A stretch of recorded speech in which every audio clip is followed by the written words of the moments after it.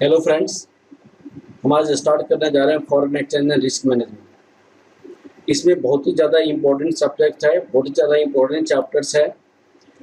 इसके यूजेज, ये जो चैप्टर्स है, maximum professional qualifications, maximum professional studies के लिए इसमें यूज किया जाता है। तो स्टार्ट करते हैं foreign exchange and risk management.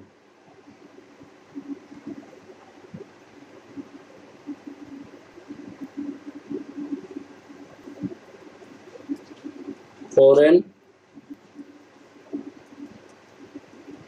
Exchange and risk management. इस चैप्टर में जनरल इंट्रोडक्शंस में हम बता रहे हैं आपको पहला कि दो टाइप की पॉइंट्स स्टडी करनी है, फॉरेन एक्सचेंज और दूसरी पॉइंट आपके है risk management.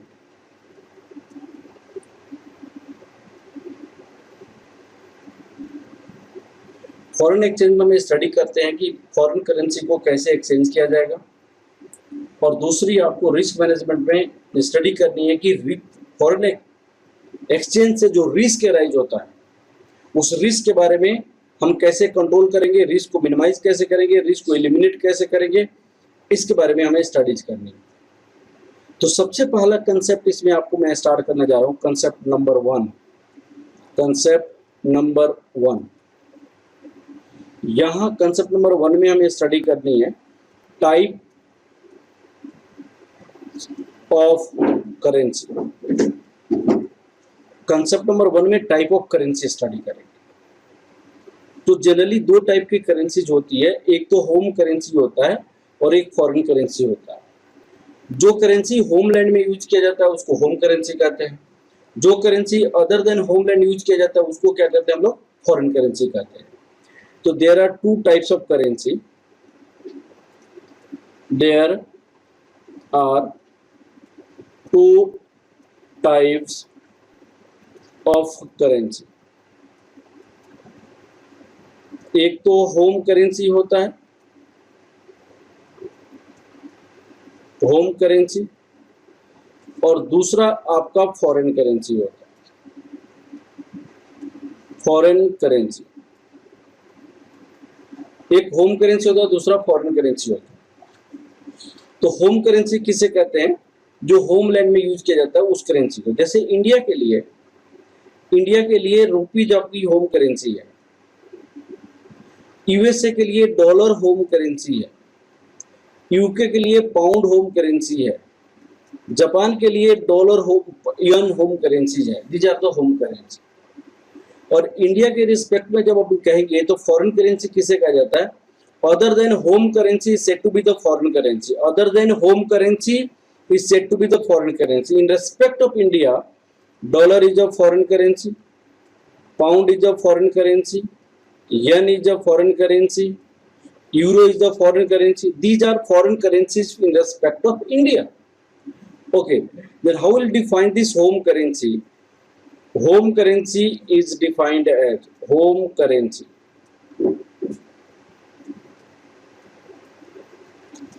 The currency which is used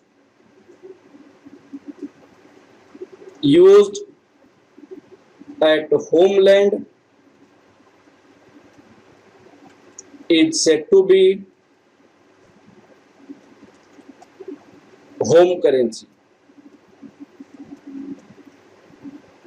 home currency, उसको हम होम करेंसी कहेंगे। जो करेंसी होमलैंड में यूज किया जाता है उसको होम करेंसी कहेंगे। अब देखिए, for India, for USA, for UK, for Japan. अब इंडिया के लिए होम करेंसी क्या है, rupees is a home currency, home currency.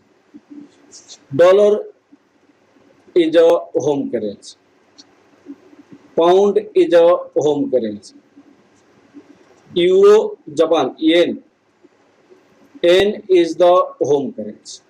ये सारे होम करेंसी। क्लियर है? अब हम फॉरेन करेंसी को स्टार्ट करते हैं।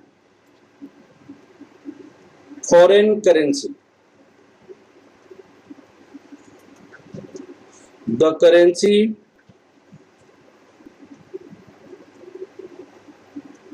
which is other than home currency is said to be foreign currency.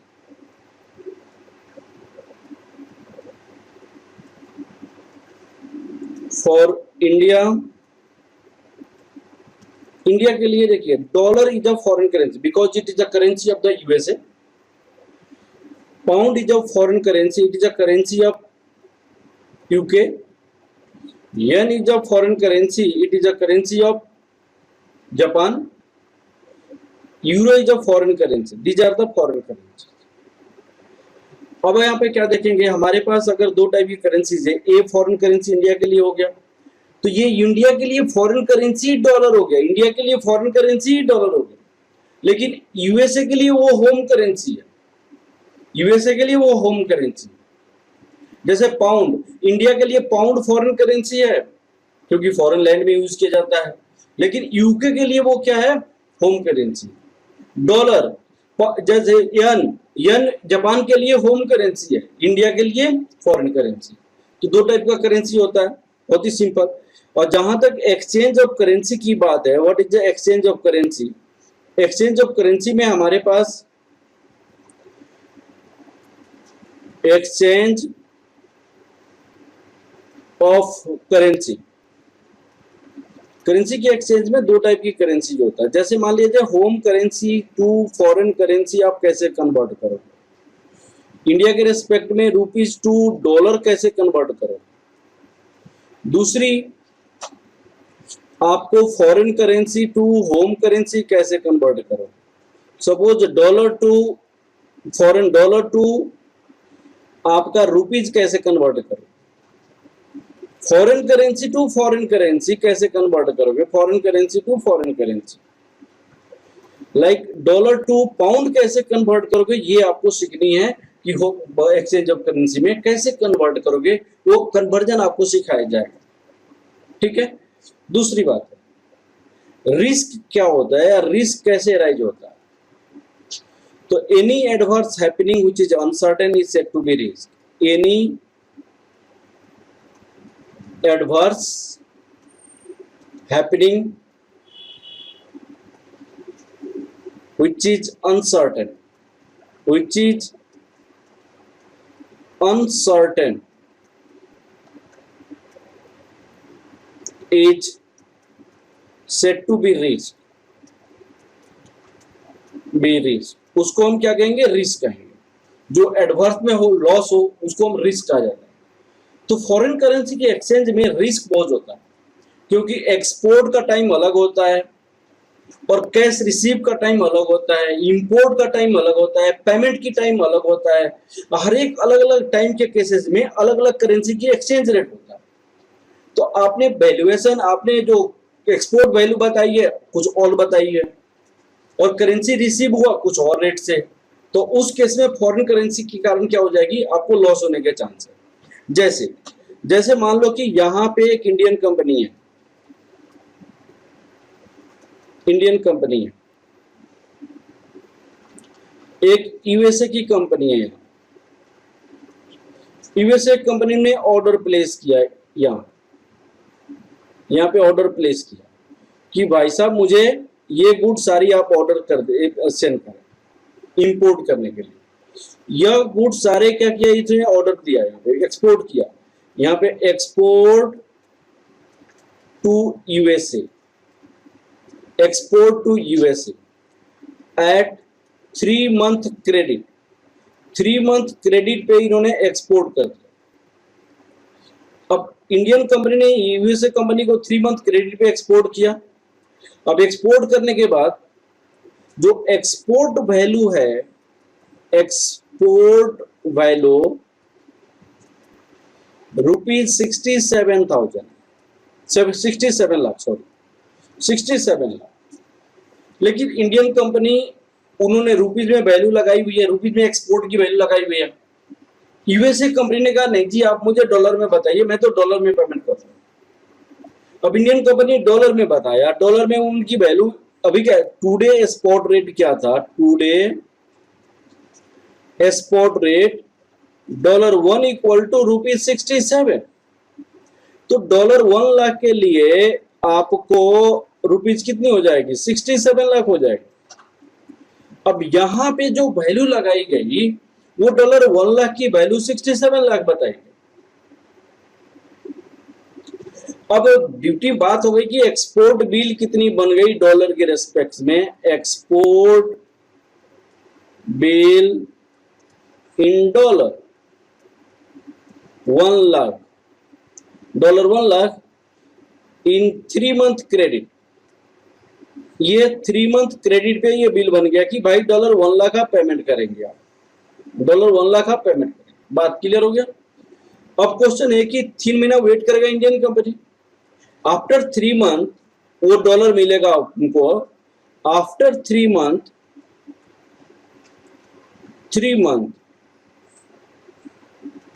Indian company is going to receive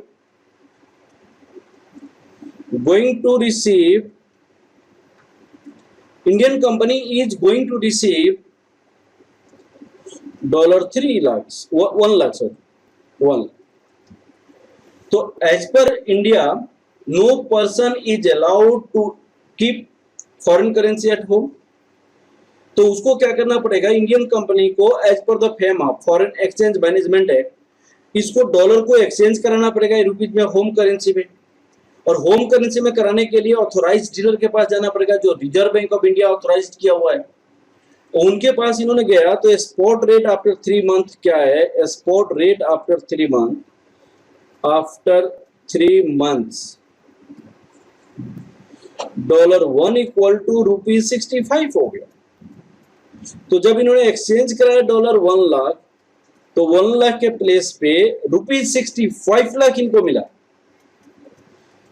जबकि इनको मिलना था कितना, इनको मिलना था 67 लाख। 67 लाख के प्लेस पे इनको कितना मिला, इनको 65 लाख मिला। तो लॉस हो गई इनको।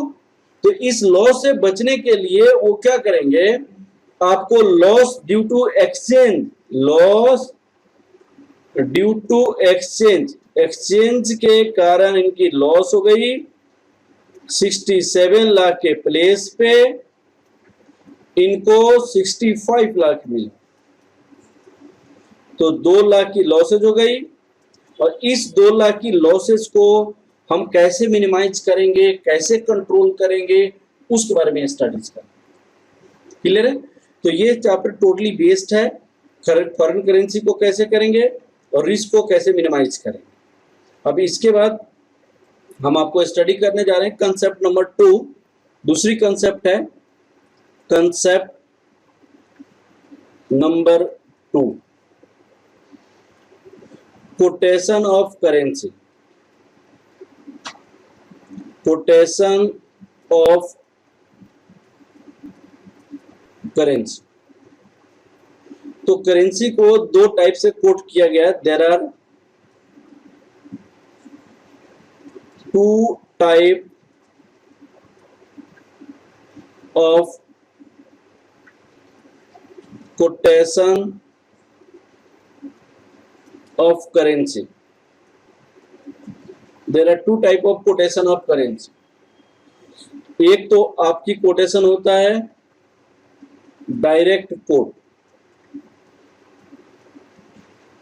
और दूसरी कोट होता है इनडायरेक्ट कोट। एक डायरेक्ट कोट, दूसरा इनडायरेक्ट। अब मैं आपको यहाँ पे डायरेक्ट कोट में लिख रहा हूं और यहां मैंने लिखा इनडायरेक्ट।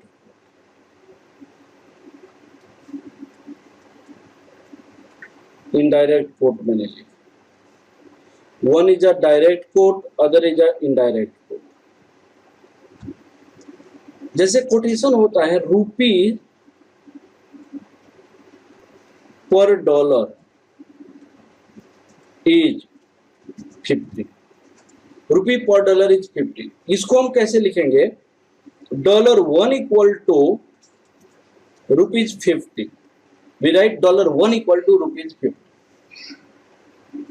ठीक है, अब यहां पे हम डॉलर को 50 से डिवाइड कर और रुपीज को भी 50 से डिवाइड कर दे, तो यहां पे कितना हो जाएगा? 0.020 इक्वल टू ₹1। और इस कोटेशन को अगर हम लिखना चाहें और यहां पे लिखना चाहते हैं तो इस कोटेशन को कैसे लिखेंगे? इस कोटेशन को लिखेंगे डॉलर पर रुपी इज 0.020। अब देखिए यहां पे इस कोटेशन को इंडिया के रेस्पेक्ट में डायरेक्ट कहेंगे, इस कोटेशन को इंडिया के रेस्पेक्ट में हम डायरेक्ट कहेंगे, इसी कोटेशन को हम इंडिया के रेस्पेक्ट में इनडायरेक्ट कहेंगे।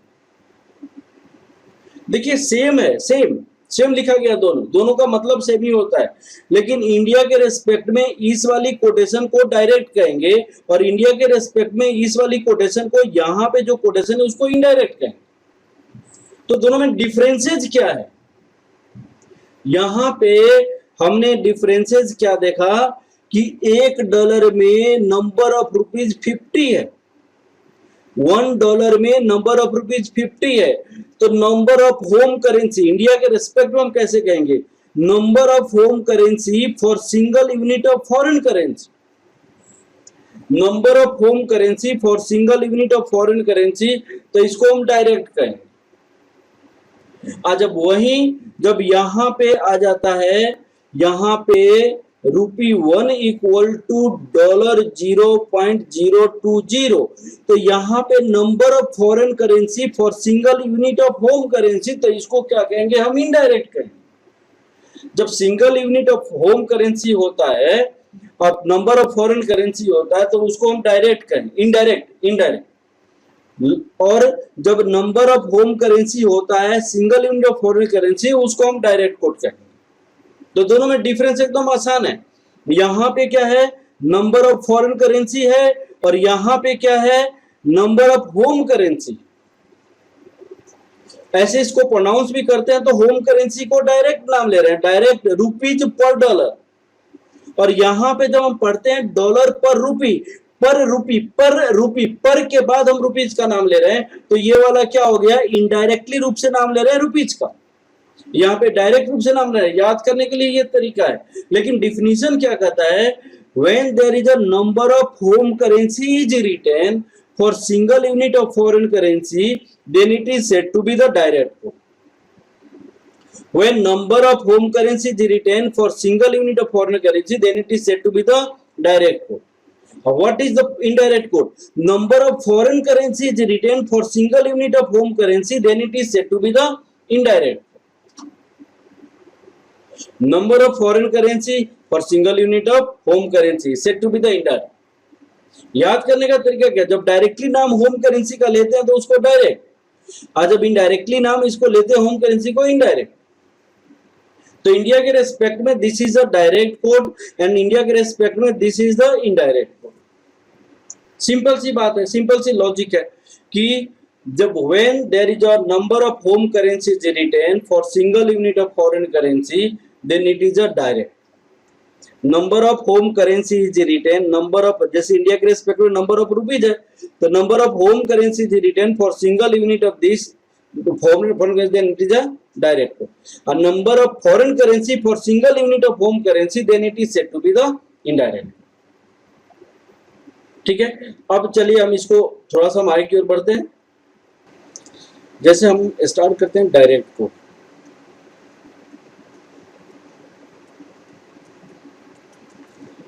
A quotation is said to be direct quote in which number of home currency currency is written for single unit of foreign currency. Foreign currency. अब इसे हम क्या कहेंगे, डायरेक्ट कोट कहेंगे। Number of home currency, for example के लिए आप क्या कहेंगे, रुपीज पर डॉलर इज 50। इसको हम कैसे लिख सकते हैं, $1 equal to ₹50। Rupees per pound is 80। Pound 1 equal to ₹80। Yen rupees per yen is 0.7523। Yen 1 equal to ₹0.7523। अब देखिए यहां पे हमने क्या देखा, number of home currency for single unit of foreign currency, for number of home currency for single unit of foreign currency, number of home currency for single unit of foreign currency. तो ऐसी सारी quotation को क्या कहेंगे, India के respect में क्या कहेंगे, ये डायरेक्ट कोट। ये इंडिया के रेस्पेक्ट में डायरेक्ट है, इसी कोटेशन को इनडायरेक्ट कहेंगे यूएसए के रेस्पेक्ट। ये इंडिया के लिए तो डायरेक्ट है, लेकिन इसी कोटेशन को इनडायरेक्ट कहेंगे यूके के रेस्पेक्ट में। या इंडिया के रेस्पेक्ट में डायरेक्ट है, लेकिन सेम कोटेशन को हम इनडायरेक्ट कहेंगे किसके रेस्पेक्ट में, यूएसए के रेस्पेक्ट में। क्लियर है। अब आपको यहां पे मैं इनडायरेक्ट कोड का डिफिनेशन में समझाता हूं।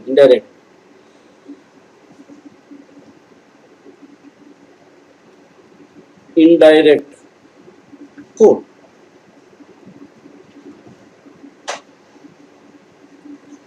a quotation is said to be indirect code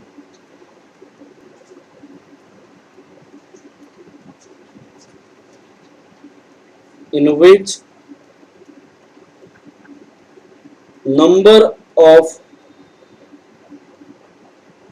foreign currency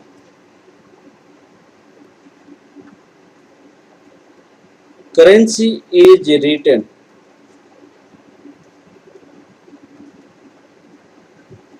for single unit of home currency,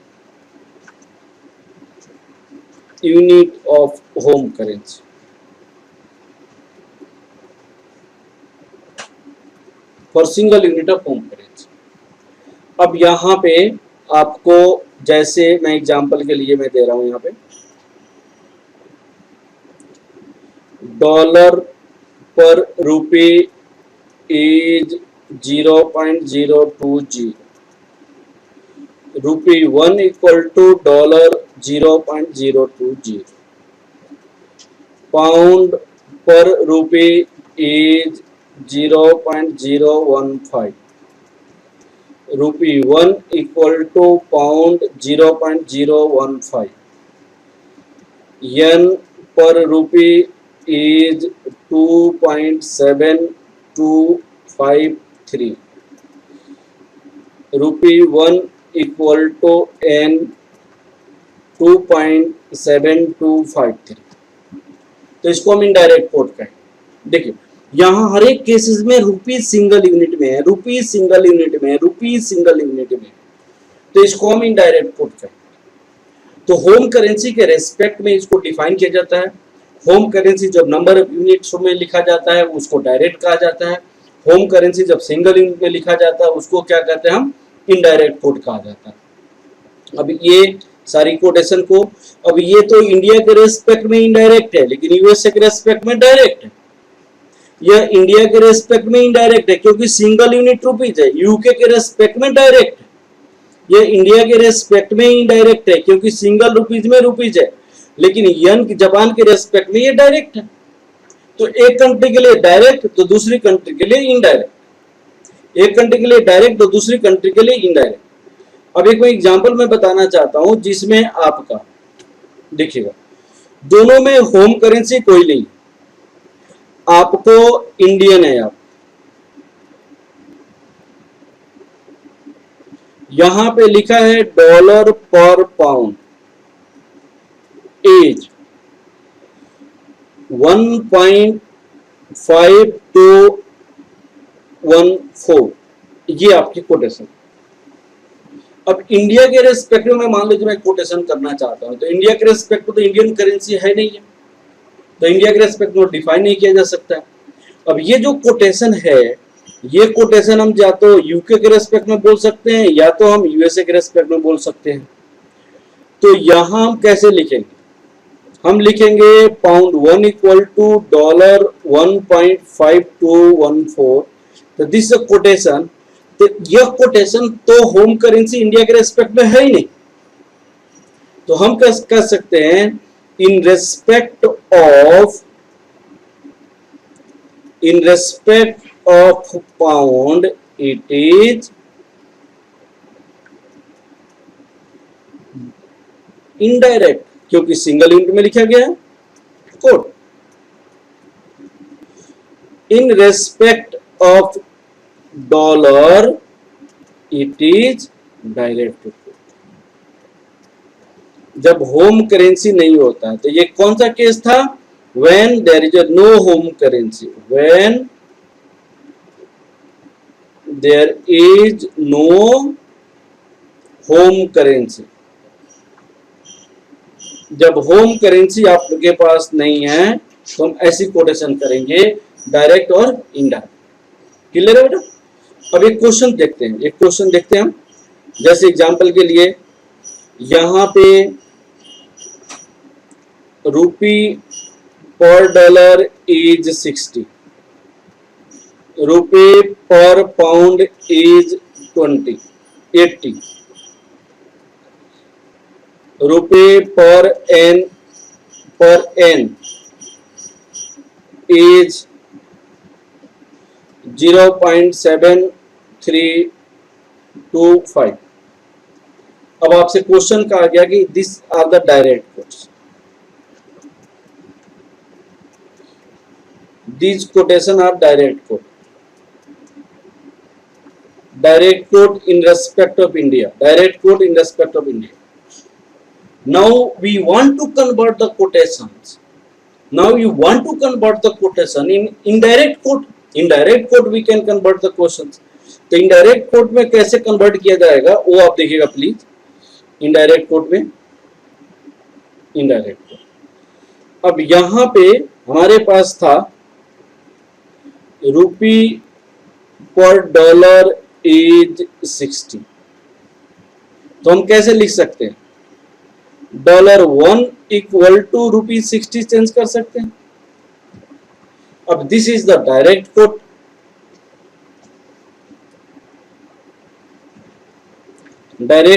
in respect of India। Now why it is a direct quote? Because for single unit of foreign currency number of home currency is written, that's why it is a direct quote। Now you want to change the quotation in terms of indirect quote। तो indirect quote में क्या होता है? Single unit home currency होना चाहिए, number of foreign currency होनी चाहिए। तो इसको क्या करेंगे? हम डिवाइड करेंगे बाई 60 से, तो divided by 60 in both sides, तो dollar 1 divided by 60, rupee 60 divided by 60 dollar, ये डिवाइड करेंगे तो 0.0 समथिंग आ जाएगा, ये रुपी 1 हो जाएगा। तो you can write here for single unit of home currency number of foreign currency, तो इसको हम क्या कहेंगे? इनडायरेक्ट कोट कहा जाएगा। सपोज यहां पे मान लो कुछ भी आ सकता है, यहां पे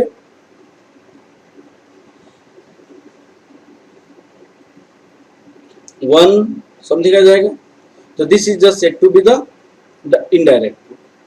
ठीक है, तो जब सिंगल यूनिट हो जाता है तो और ये नंबर ऑफ यूनिट होता है तो उसको डायरेक्ट और इसको इनडायरेक्ट कोट कहते हैं। इसको कैसे लिखेंगे?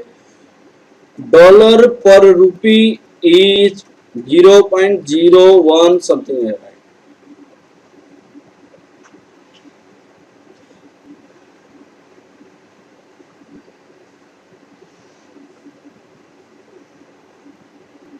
दिस इज इनडायरेक्ट, और बाकी सिमिलरली निकाल सकते हैं। नेक्स्ट कंसेप्ट की ओर हम आगे बढ़ते हैं। That is the most important concept, that is the most important concept, concept number 3।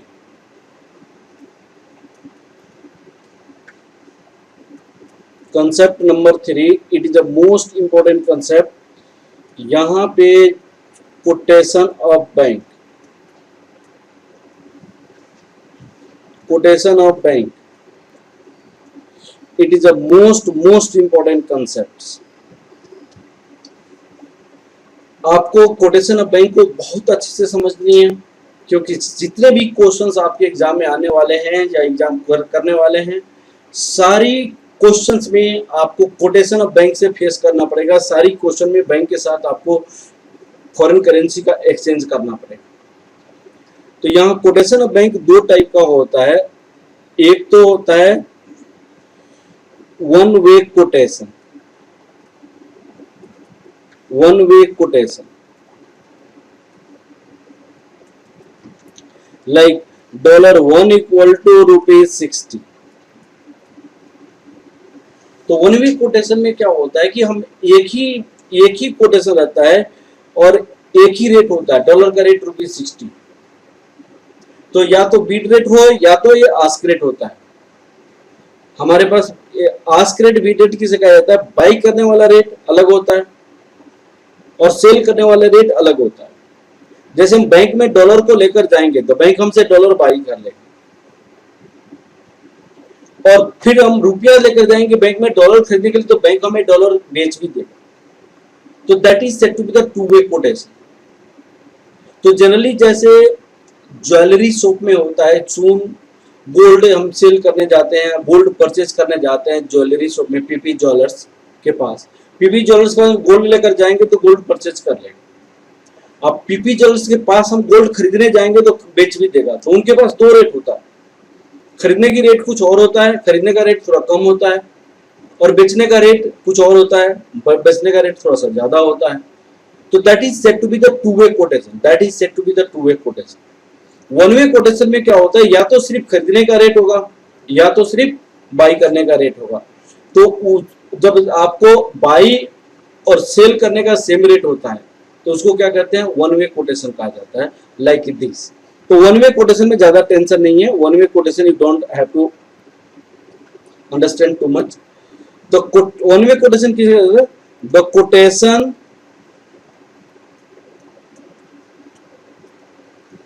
in which bid rate किसे कहा जाता है? Buying rate, buying rate and ask rate कहा जाता है सेलिंग रेट, आर सेम।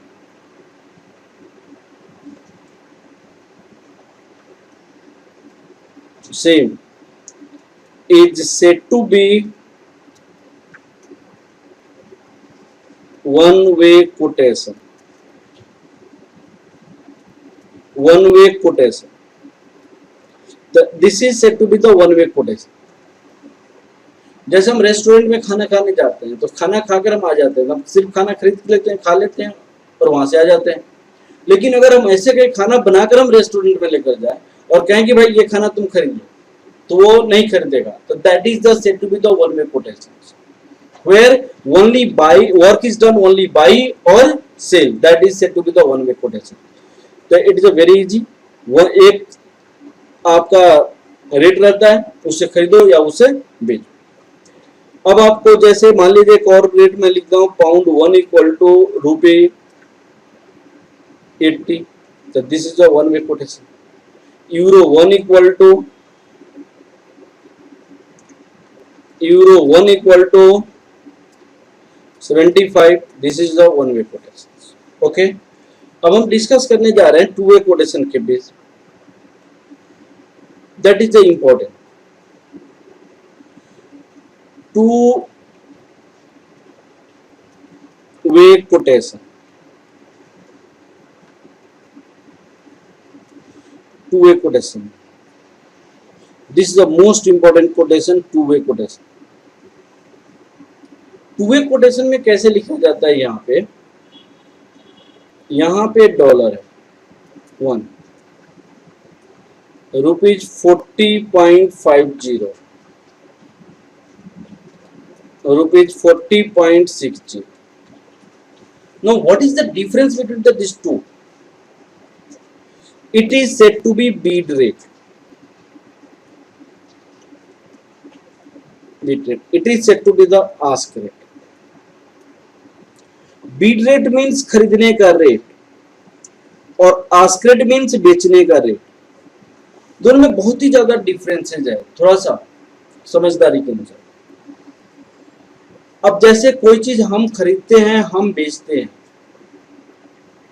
तो हमारे पास क्या होता है? एक तो कमोडिटी होता है और एक पैसा होता है। तो हम ये फाइंड आउट कर लेते हैं कि भाई इस कमोडिटी की खरीदने का रेट ये है, इस कमोडिटी की बेचने का रेट ये है। लेकिन यहां पे हम क्या देख रहे हैं? डॉलर भी पैसा है और रुपया भी पैसा है और उसका दो रेट है।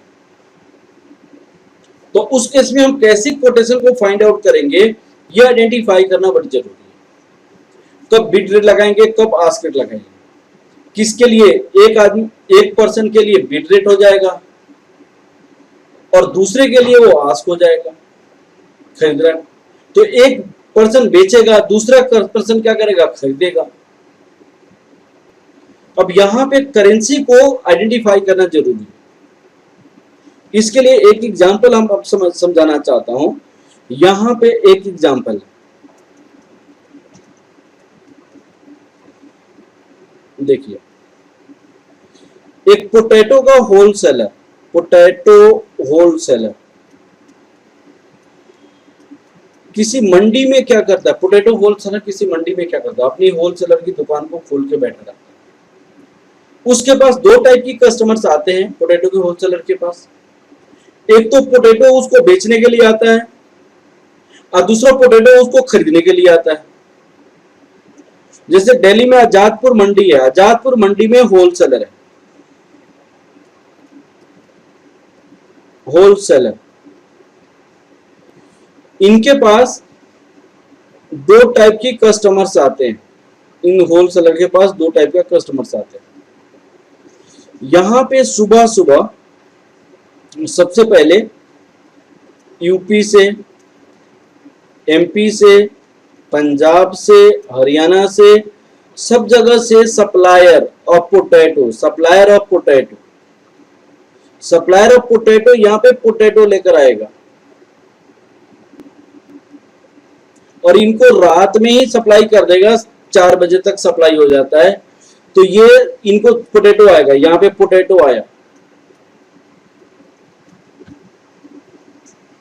और फिर यहां सुबह जब होता है तो एक रिटेलर जो आता है, रिटेलर, जैसे मान लीजिए रिटेलर एक आता है, रिटेलर सपोज कीजिए पंजाबी बाग से गया, करोल बाग से गया, शालीमार बाग से गया, पटेल नगर से गया, लक्ष्मी नगर से गया। ये रिटेलर यहां से जाता है और इनके पास पोटैटो खरीदने के लिए जाता है। अब देखिए यहां पे क्या होता है, यहां पे इनको पोटैटो ये सप्लाई करता है। अब जब पोटैटो होलसेलर रिटेलर को देता है तो किसी ना किसी प्राइस में देगा, तो ये रुपया इनको देंगे, ये इनको रुपया देंगे। और जब यहां जो सप्लायर था इनको पोटैटो दिया तो ये इनको रुपया देंगे।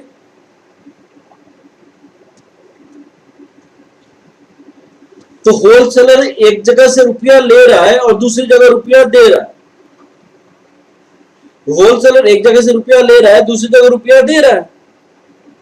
तो जिससे परचेज कर रहा है वो रुपया दे रहा है, तो यहां वो कौन रेट लगाएगा? यहां पे होलसेलर परचेज करेगा, यहां पे बाई करेगा। क्योंकि होलसेलर को रुपया दे रहा है, पोटैटो आ रहा है, कमोडिटी इनके पास आ रही है, तो कमोडिटी इनके पास जब आ रहा है तो ये खरीद रहा है, तभी तो पैसा दे रहा है। और यहाँ पे कमोडिटी जा रहा है, पोटैटो इज द कमोडिटी, उसके पास जा रहा है, और तो इनसे रिटेलर से पैसा ले रहा है, होलसेलर तो रुपया ले रहा है।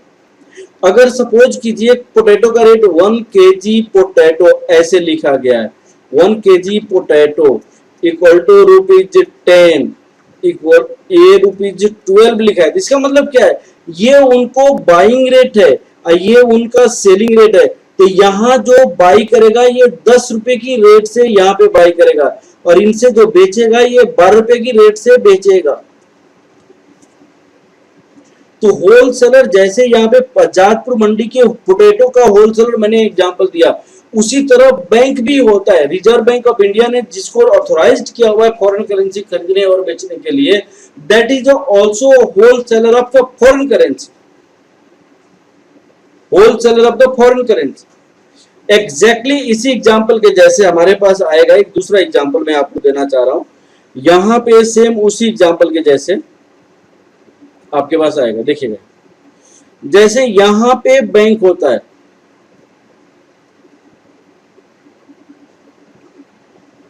इस बैंक यहां पे रेट डॉलर लगाई गई है, $1 इक्वल टू ₹40 और यहां पे ₹42 मान लो, ऐसे रेट लगाया गया। Bank is a wholesaler, bank क्या है आपका, होलसेलर है। Bank is a wholesaler, bank को आप होलसेलर मानिए, होलसेलर ऑफ फॉरेन करेंसी। यहां पे एक कस्टमर यहां पे है,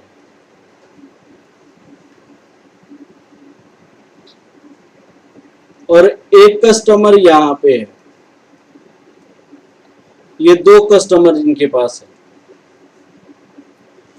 ये कस्टमर इनके पास दौड़े दौड़े आया और कहा कि भाई साहब ये मेरा डॉलर ले लीजिए आप, और आप मुझे रुपया दे दीजिए इस डॉलर के बदले में,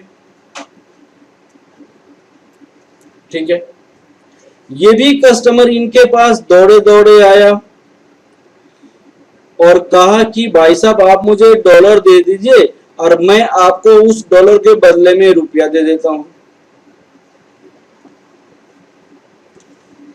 तो एक कस्टमर तो डॉलर बेचने के लिए आया और एक कस्टमर डॉलर खरीदने के लिए आया, और बैंक बीच में क्या करता है, एक से डॉलर खरीदता है, दूसरे को डॉलर बेच देता है।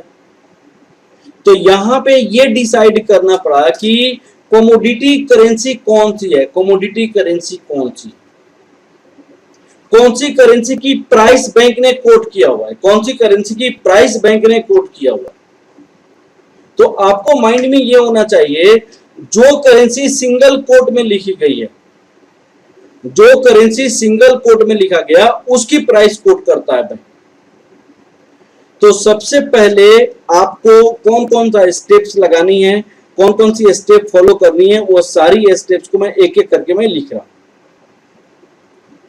सबसे पहले think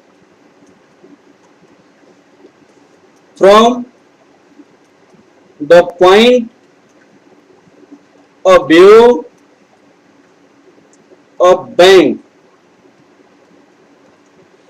and customer, bank and commodity currency, commodity currency हमेशा किसके पॉइंट ऑफ व्यू से सोचनी है, हमेशा बैंक के और कमोडिटी करेंसी की पॉइंट ऑफ व्यू से सोचनी। क्लियर है। दूसरी स्टेप्स क्या होगा, दूसरी स्टेप्स क्या होगा, ये जो स्टेप्स है उसको एकदम माइंड में रखनी है कुछ क्वेश्चंस करने के लिए, from the point of view of the bank and commodity currency. दूसरी स्टेप्स क्या होगा, बैंक के पास देखना, बैंक के पास यहां पे कमोडिटी करेंसी, तो कमोडिटी करेंसी क्या होगा, पहले सबसे पहले कमोडिटी करेंसी को मैं सीसी से रिप्रेजेंट करूंगा, CC. If commodity currency is coming to bank, coming to bank, it means bank is going to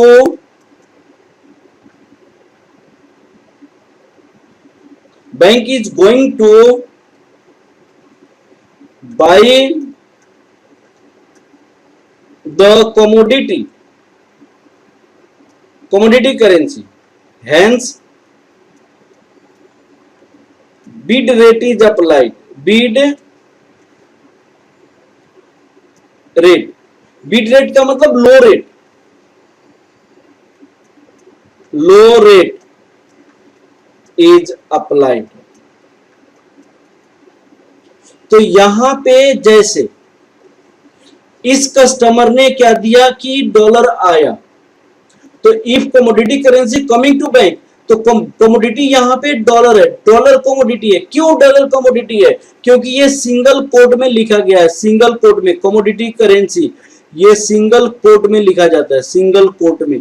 कभी भी प्राइस को हमेशा वन, जैसे कैसे कहते हैं 1 kg potato, 1 kg tomato, 1 kg Apple, तो हमेशा कमोडिटी को 1 के रेस्पेक्ट में लिखा जाता है, 1 के रेस्पेक्ट में। यहां पे बैंक ने डॉलर की प्राइस कोट की गई है, इसीलिए $1 लिखा गया है। ये बात आपको दिमाग में होनी चाहिए। यहां पे डॉलर की प्राइस कोट की गई है, इसीलिए $1 लिखी गई। तो हमने क्या लिखा है? If commodity currency is coming to bank, it means bank is going to buy the commodity currency, hence bid rate is applied, that is a low rate, that equal to bank खरीदेगा तो कम में खरीदेगा, तो $1 equal to rupees क्या होगा? यहाँ पे 40 वाली रेट लगाएगा। तो यहाँ पे जो डॉलर लेकर कोई कस्टमर आएगा बैंक के पास, तो बैंक उनको डॉलर लेगा और यहाँ पे कितना रुपया देगा? $40 देगा $1। सेकेंड आपका तीसरा रूल क्या हो सकता है? If commodity currency is going from bank,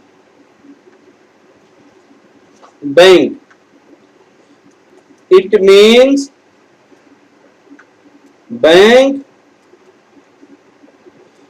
is going to sell the commodity currency, hence ask rate,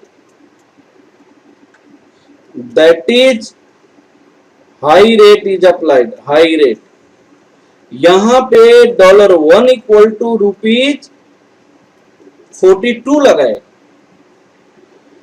जब यहां डॉलर कस्टमर लेकर आएगा तो बैंक खरीदेगा तो ₹40 की रेट लगाएगी, और जब डॉलर बैंक के पास से जाएगा तो कस्टमर बेचेगा तो 42 के रेट लगाएगा। तो यहां डॉलर के लिए 42 लेगा, 40 देगा, तो बैंक को कितना का फायदा हो जाएगा? ₹40 का फायदा, ₹2 की फायदा हो जाएगा। अब क्वेश्चन ये है कि यहां पे एक और पॉइंट को नोट करके लिखनी है।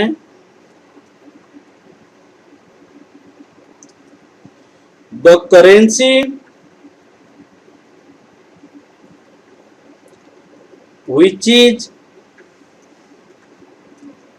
written in single quote is said to be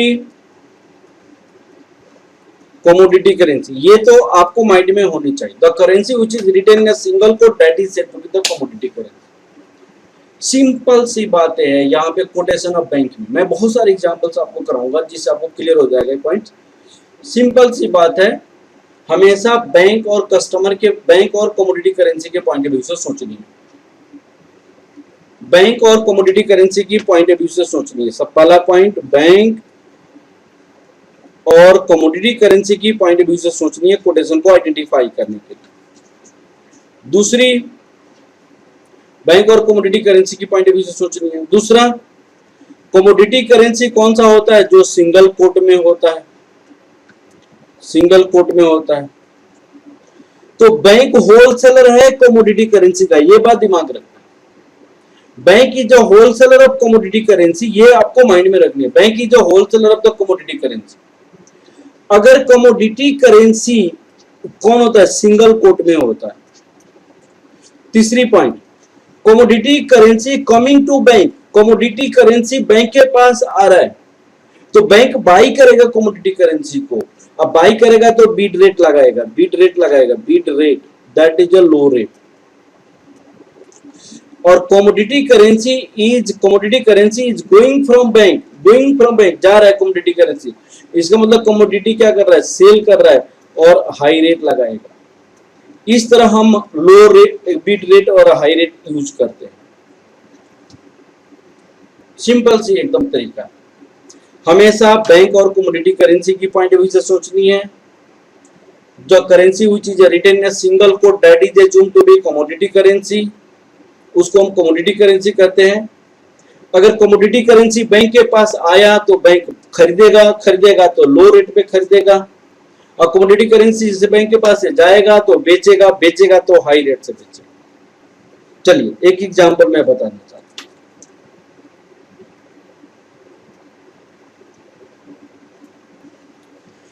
जैसे मानो इंडियन कंपनी है, यहां पे exported to UK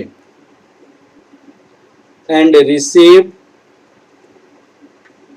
pound 1 lakh. Find equivalent rupee when quotation of bank.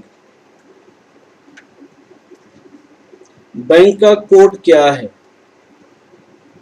Pound 1 equal to dollar, sorry pound 1 equal to rupee 80, रूपी 80। यहां पे ऐसे समझना। तो हम इसको कैसे समझेंगे, यहां पे बैंक पाउंड को बेचेगा, बैंक पाउंड को बेचने का रेट लगाया गया है, तो बेचेगा तो हाई रेट से बेचेगा, 82 से रेट बेचेगा। अब बैंक पाउंड को खरीदेगा तो कौन सा 80 के रेट से लगाया गया। तो बैंक की पॉइंट ऑफ व्यू से हमें सोचनी है, तो ये आपकी बीड रेट है और ये बैंक के क्या है, आस्क रेट है, और बैंक बेचेगा तो हाई से बेचेगा, 2 रुपया का फायदा होगा।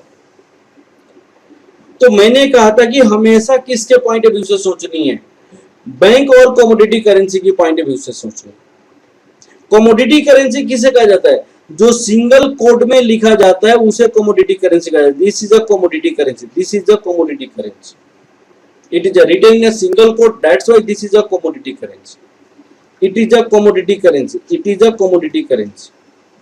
अब now just to think about, यहां पे आपके पास एक बैंक है,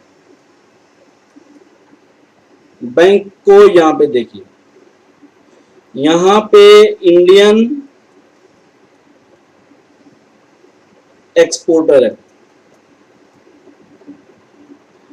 अब इंडियन एक्सपोर्टर के पास कहीं से आपको, इंडियन एक्सपोर्टर के पास पाउंड आ गया 1 लाख, इंडियन एक्सपोर्टर के पास यूके से पाउंड आ गया 1 lakh due to export of the goods, due to export of the goods Indian exporter के पास पाउंड आ गया 1 लाख रुपया, 1 लाख पाउंड आ गया, सॉरी। अब as per the FEMA foreign exchange management act, वो पाउंड तो रख नहीं सकता, तो पाउंड नहीं रखेगा तो पाउंड कहां पे ले आके देगा भाई साहब, पाउंड यहाँ पे डॉलर, पाउंड बैंक को ले आके देगा पाउंड 1 लाख, और कहेगा कि आप इस पाउंड के लिए रुपया मुझे दे दीजिए, और ये इनको रुपया देगा। हमने सबसे पहले यह डिसाइड किया था, think from the commodity currency और बैंक, कमोडिटी करेंसी और बैंक के पॉइंट ऑफ व्यू से सोचना।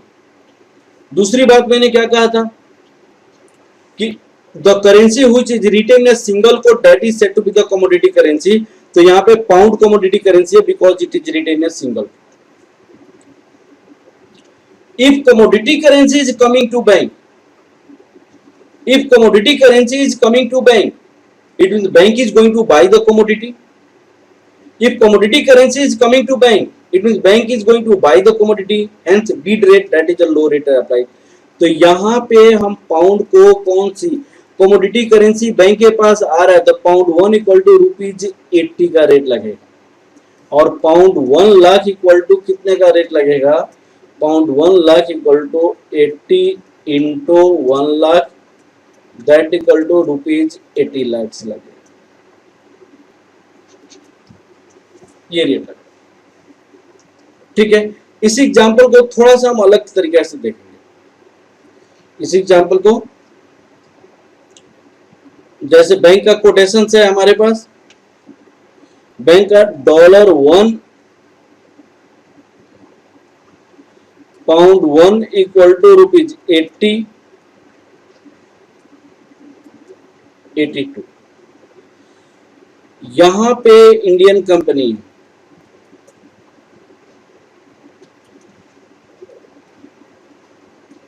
imported goods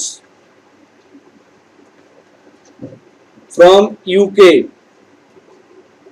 required to pay pound 1 lakh, 1 lakh pound पे करनी है। फाइंड इक्विवेलेंट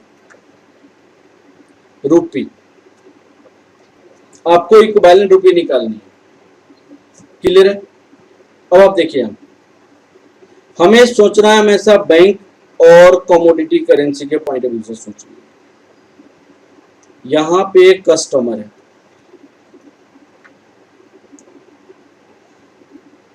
अब कस्टमर को पेमेंट करनी है, कस्टमर को पेमेंट करनी है pound 1 lakh. As per the famous Indian customer के पास पाउंड तो होगा नहीं, रुपया होगा।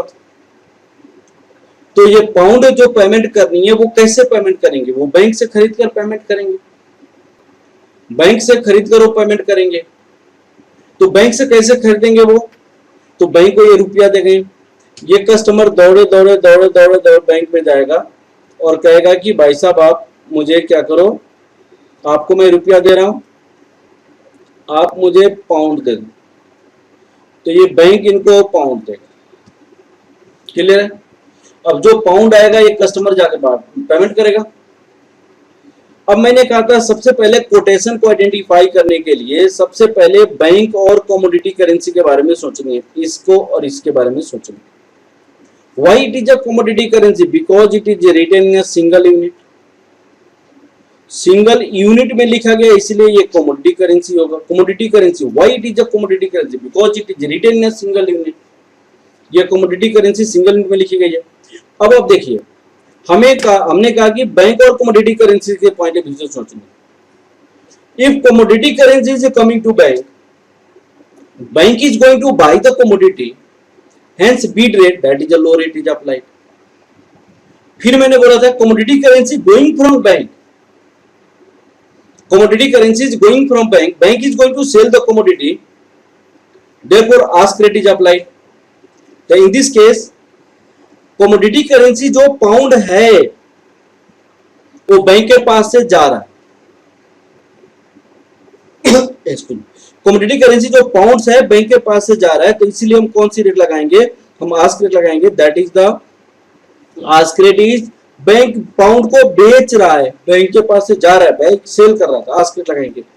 तो pound 1 equal to ₹82, pound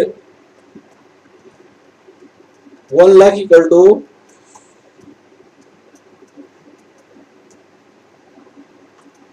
$82 lakh इनको पेमेंट करना पड़ेगा। तो इस तरह हम टू वे कोटेशन को क्या करते हैं, यूज करते हैं।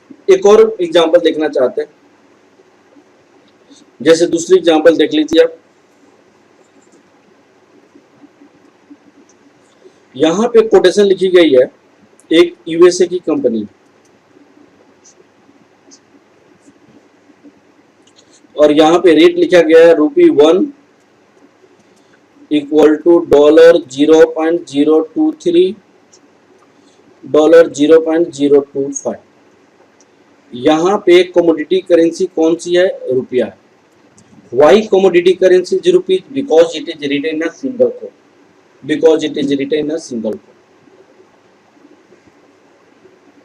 अब देखिए यहाँ पे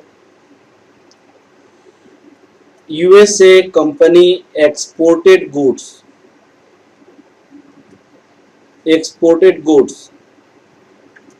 to USA, to India and receive rupee 1 lakh, receive rupees 1 lakh, find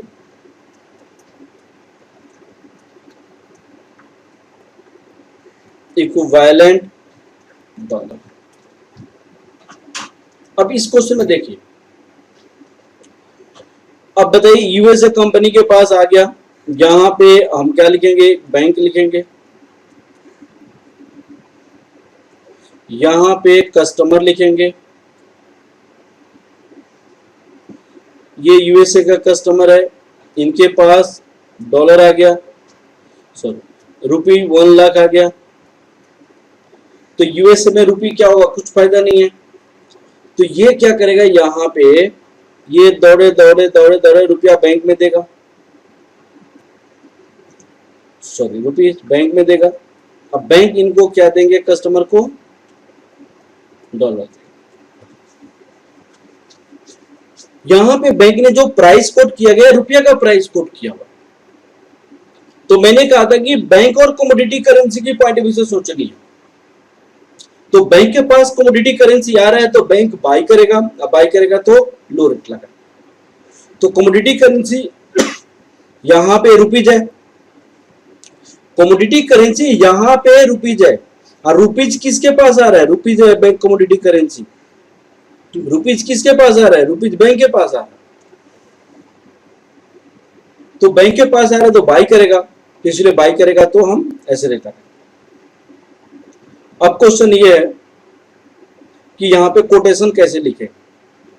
तो जो पहले दिया है उसको पहले लिखते हैं और जो निकालना है उसको बाद में। तो rupee 1 equal to dollar 0.023 bid rate लगाए। Rupee 1 lakh equal to dollar 0.023 into 1 lakh. यहां पे कितना हो जाएगा? 23023।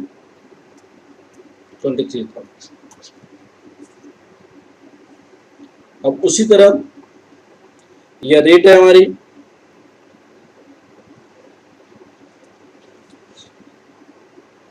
रुपी 1 इक्वल टू डॉलर 0.023 डॉलर 0.025।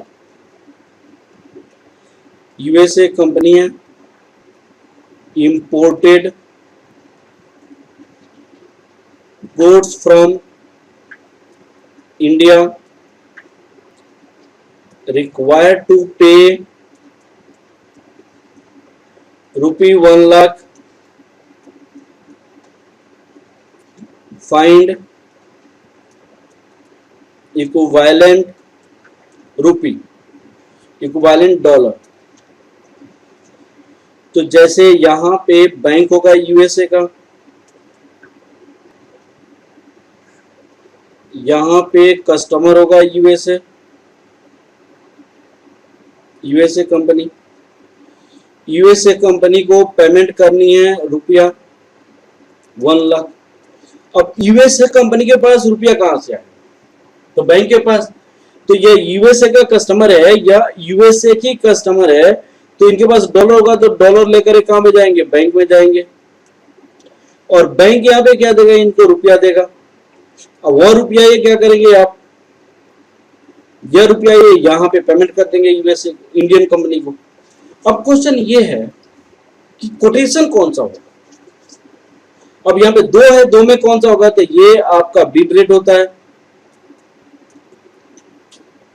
और ये आपके लिए आस्क रेट हो जाता है। और ये कमोडिटी करेंसी है, इसको कमोडिटी करेंसी कहें। क्यों? क्योंकि ये सिंगल कोट में लिखा गया। हमने डिस्कस क्या किया था कि the currency which is written in single quote that is the commodity currency. फिर दूसरा मैंने क्या बोला था, if commodity currency is coming to bank, it is bank is going to buy the commodity, hence bid rate is applied. If commodity currency is going from bank, bank is going to sell the commodity and ask rate is applied. तो यहाँ पे जो rupees commodity currency है तो ये bank के पास से जा रहा है, बैंक के पास से जा रहा है, तो इसलिए आस्क रेट अप्लाई करें। और कितना देना पड़ेगा? डॉलर। तो डॉलर इनको देना पड़ेगा $1 equal to rupee 0.025 that equal to $1 lakh equal to rupee 1 lakh into 0.025 that equal to rupee 25,000 इनको देना पड़ेगा। ओके बेटा, तो ये सारी क्वेश्चंस है जो कोटेशन पे बहुत सारे क्वेश्चन प्रैक्टिस करना पड़ेगा। ये देखने में आसान है लेकिन थोड़ी सी आपको प्रैक्टिस करने की आवश्यकता है। बाकी हर एक क्वेश्चन इसी टॉपिक पे आपको सॉल्व किया जाएगा। Okay, thank you class.